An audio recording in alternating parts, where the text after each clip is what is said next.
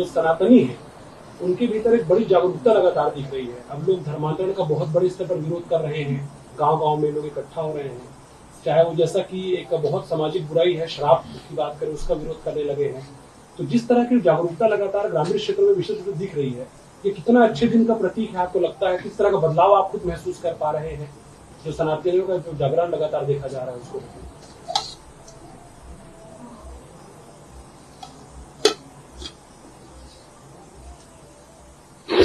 दर्शन, विज्ञान और व्यवहार तीनों दृष्टियों से विचार करें तो वेदादि शास्त्र सम्मत सनातन सिद्धांत ही सर्वोत्कृष्ट है।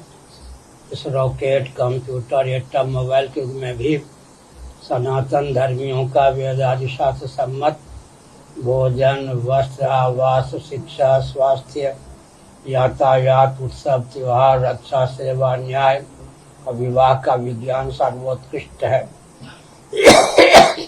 ऐसी स्थिति में एक दार्शनिक सिद्धांत है कि तत्व पक्षपातो ही स्वभावोधियम। जीव का और जीव की बुद्धि का स्वभाव है तथ्य का, तत्व का, सत्य का पक्षधर होना। दर्शन, विज्ञान, व्यवहार में सामंजस्य साध करके वैदिक सिद्धांत को अभिव्यक्त करेंगे तो पूरा विश्व उसका अनुयायी होगा, और हो भी रहा है।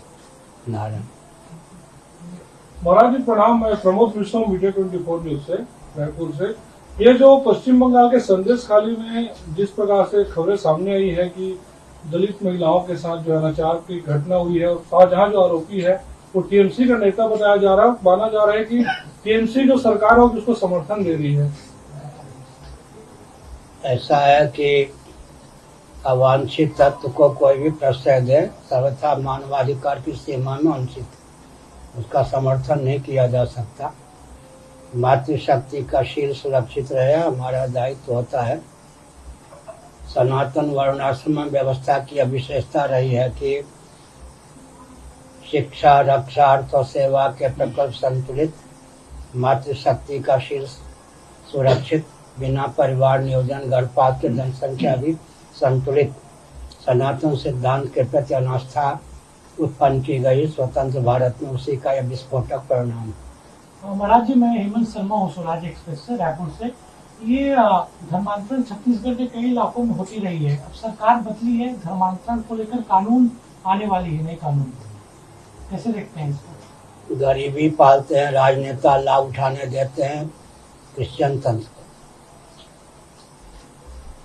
एक हिंदू परिवार से 1 रुपया नित्य निकले, 1 घंटा नित्य निकले, औसतन आस्था पूर्वक उस रुपये का, उस समय का उपयोग उस क्षेत्र को हर प्रकार से सुव्यवस्थित, सुरक्षित रखने में हो। किसी प्रकार धर्मच्युत करने वालों की दाल नहीं गल सकती। इतना तो कर सकते हैं, केवल पेट और परिवार तक सीमित न रहें। एक हिंदू परिवार से 1 रुपया 1 घंटा नित्य आस्था पूर्वक निकले, उस धन का, उस समय का उपयोग उस क्षेत्र की जितनी समस्याएं उनके समाधान के लिए हो। जागरूक व्यक्ति टोली बनावे, मठ मंदिर को केंद्र बनाकर शिक्षा, रक्षा, अर्थ और सेवा का प्रकल्प चलावे, अपने क्षेत्र की सारी समस्याओं के समाधान के लिए व्यूह रचना करें, तो इस प्रकार की विसंगति नहीं हो सकती। महाराज साहब, मैं अभिषेक सिंह, ANI रायपुर से। सीए को लेकर लगातार देश में चल रहा है। उत्तराखंड में CAA लागू कर दिया गया है, कॉमन सिविल कोड उत्तराखंड में लागू कर दिया है। कांग्रेस का विरोध कर रही है, लेकिन बाकी राज्यों में, देश में लागू करने को लेकर किस तरह देखते हैं? उसका स्वरूप क्या है पहले बताइए। CAA कॉमन सिविल कोड है, मतलब सबके लिए सामान्य कानूनी जो कार्रवाई होगी वो की जाएगी, चाहे हिंदू मुस्लिम। न प्रतिकूलानि परेशान न समाचरेत, हमारे यहाँ का सिद्धांत है। भगवद गीता के 6ठे अध्याय के अनुसार आत्मौपम्येन सर्वत्र समं पश्यति अर्जुन, सुखम वा यदि वा दुःखम स योगी पर्वो मतः। 8वीं कक्षा में हमने पढ़ा था, सुन रहे या नहीं? पूछने वाले सुन रहे? 8वीं कक्षा में मैंने पढ़ा था, we must do to others as we wish them to do to us. This is the golden rule of life.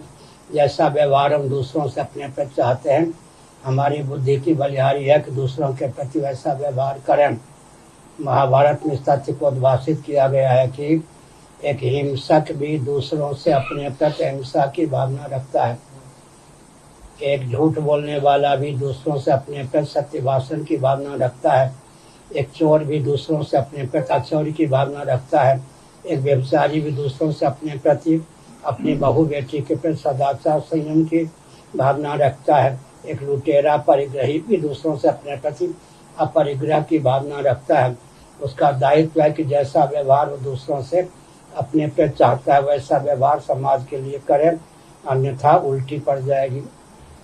अभी लोकसभा चुनाव है, देखा जा रहा है कि जो इंडी गठबंधन बना है, इंडिया गठबंधन, पहले वो एकजुट था लेकिन धीरे धीरे वो अब बढ़ता नजर आ रहा है। और ये भी देखा जा रहा है कि कहीं ना कहीं भाजपा जो है उसमें कुछ ना कुछ हथकंडा अपना के उसको तोड़ने में लगी हुई है।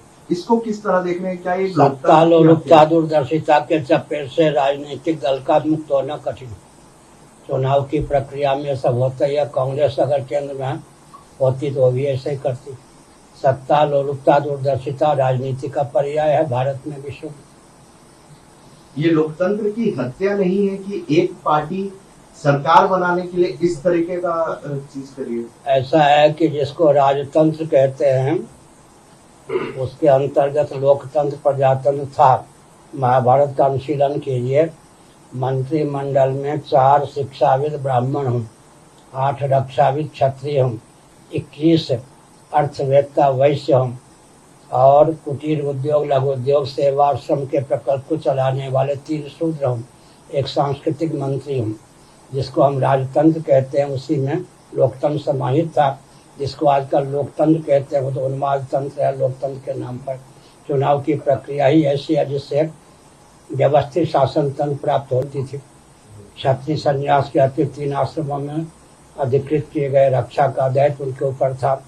धर्म युद्ध के लिए सदा तत्पर रहते थे। क्षत्रियों की जितनी जनसंख्या होनी चाहिए थी संख्या उतनी होती थी। वैश्यों को वानप्रस्थ संन्यास से दूर रखा गया, गृहस्थाश्रम तक सीमित रखा गया क्योंकि कृषि गौरक्ष वाणिज्य का प्रकल्प उनके ऊपर था। वैश्यों की जितनी संख्या होनी चाहिए थी स्वभाव से होती थी।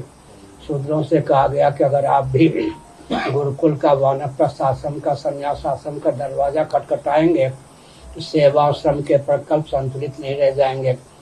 स्वतंत्र भारत में इस प्रकार की व्यवस्था शास्त्र सम्मत थी जिसने धर्मराज राम राज्य को प्रकट किया था। उसके प्रति अनास्था उत्पन्न की गई, उसी का परिणाम यह है विस्फोटक।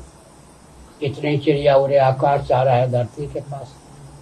महाराज जी, जिस तरह से हिंदू राष्ट्र की जब संकल्पना की बात आती है तो बहुत सारे लोग जो है आशान्वित नजर आते हैं। दिल्ली में आपका बड़ा सम्मेलन भी हुआ था। संवैधानिक रूप से हिंदू राष्ट्र कब तक बनेगा आपके हिसाब से? ऐसा है कि हम लड़ाने भिड़ाने की बात तो नहीं करते जी। सबके पूर्वज सनातनी वैदिक आर्य हिंदू थे, यह ऐतिहासिक तथ्य है, इसको कौन नहीं मानेगा। मोहम्मद साहब के पूर्वज कौन थे, ईसा मसीह के पूर्वज कौन थे, गुलाम नबी आजाद ने तो यह कह दिया हमारे पूर्वज कश्मीरी पंडित ही थे। सबके पूर्वज सनातनी वैदिक आर्य हिंदू ही सिद्ध होते हैं और वे जो थे पूर्वज 32 विद्या 64 कला में निपुण थे। सब प्रकार से आदर्श जिन उनका जीवन था। इसलिए घूम फिर कर सनातन सिद्धांत को मानने पर ही व्यक्ति और समाज का उत्कर्ष हो सकता है। मातृशक्ति के शील की सुरक्षा हो सकती है। जनसंख्या भी बिना परिवार नियोजन गर्भपात के संतुलित रह सकती है और कोई उपाय नहीं है।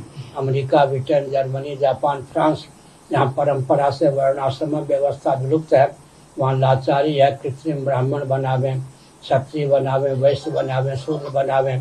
कृत्रिम ब्राह्मण क्षत्रिय वैश्य शूद्र बनाएंगे, समय का अधिक उपयोग होगा, संपत्ति का अधिक उपयोग होगा, संस्कार का आदान नहीं हो सकेगा। पाँव को कितना भी प्रशिक्षण दें मुंह और हाथ का काम नहीं कर सकता, संतुलन बिगड़ जाएगा, ऊपर की श्रेणी में सब भर्ती हो जाएंगे। इसलिए आवश्यकता इस बात की है कि सनातन सिद्धांत के प्रति आस्थान्वित हों। रॉकेट, कंप्यूटर, एटम, मोबाइल की संरचना भी सनातन सिद्धांत के द्वारा ही हुई है। विज्ञान और वैज्ञानिकों को भी दिशा देने की क्षमता सनातन सिद्धांत में है। उसकी उपयोगिता को समझने की आवश्यकता है तदनुकूल जीवन यापन करने की समाज संरचना की आवश्यकता है। नहीं, मेरा इसी पे एक सवाल ये था, जिस तरह से प्रभु श्री राम मंदिर की प्राण प्रतिष्ठा हुई तो पूरा देश गौरवान्वित हुआ, पूरे देश में उत्सव का माहौल रहा। बहुत बड़ा जो बहुसंख्यक तबका है वो ये मानता है कि उनके जीवन काल में ही वो लोग हिंदू राष्ट्र बनता हुआ देखे संवैधानिक रूप से।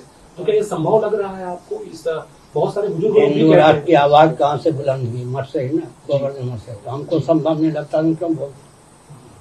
हमारे यहाँ से ये बात पूछी है ना। महाराज जी, मैं अनमोल न्यूज से हूँ, प्रणाम।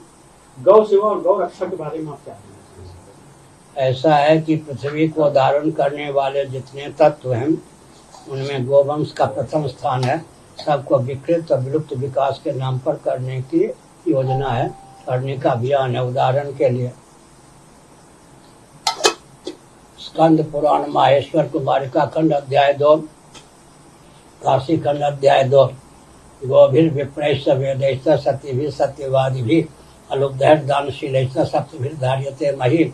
पृथ्वी को धारण करने वाला गोवंश है। छलवर डंके की चोट से विकास के नाम पर गोवंश को विकृत विलुप्त करने का प्रयास चल ही रहा है। गोभिर विप्रैश्च सदाचार संयम संपन्न वेदज्ञ ब्राह्मण पृथ्वी के धारक हैं, उनको भी विकृत और विलुप्त करने का प्रयास चल रहा है। ऋगादि वेदों को भी गररिये का गीत कहकर विकृत करने का प्रयास चल रहा है। सती सभी देवियों को भी संकीर्ण विचारधारा का कहकर उन्हें भी उन्माद पर चलने के लिए प्रेरित किया जा रहा है। सत्यवादी निर्लोभ और दानशील पृथ्वी के धारक हैं, इनको भी संकीर्णता की दृष्टि से देखा जा रहा है। तो पृथ्वी के जितने धारक हैं सबको विकृत और विलुप्त करने का व्यामोह ही विकास के नाम पर है। उदाहरण में देता हूँ, पृथ्वी जल तेज वायु ऊर्जा के स्रोत हैं। आस्तिक नास्तिक वैदिक अवैदिक उभय सम्मत